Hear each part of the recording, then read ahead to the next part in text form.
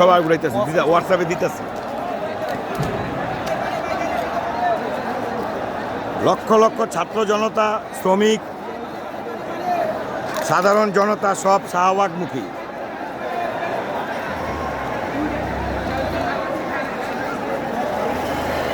দল বল নির্বিশেষে সবাই এখন শাহবাগে। চলো চলো ঢাকা চলো। আমাদের সাকি ভাই, আমাদের সুরাইয়া চৌধুরী, সোনিয়া চৌধুরী, আমাদের শিরিনা পাশে এই সুদূর নারায়ণগঞ্জ থেকে চলে এসেছেন। লক্ষ লক্ষ জনতা।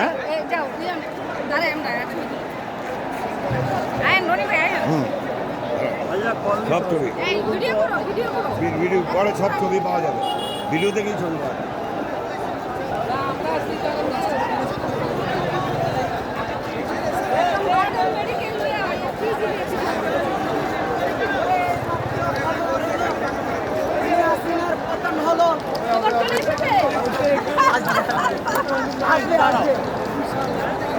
ছাত্র, শিক্ষক, শ্রমিক সব দল বল নির্বিশেষে সব শাহবাগ।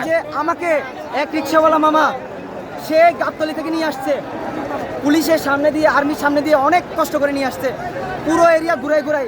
চিন্তা করেন, আপা নারায়ণগঞ্জ থেকে আসছে। রিক্সাওয়ালা মামারা দেখেন কত হেল্প করছে। এই বিপ্লব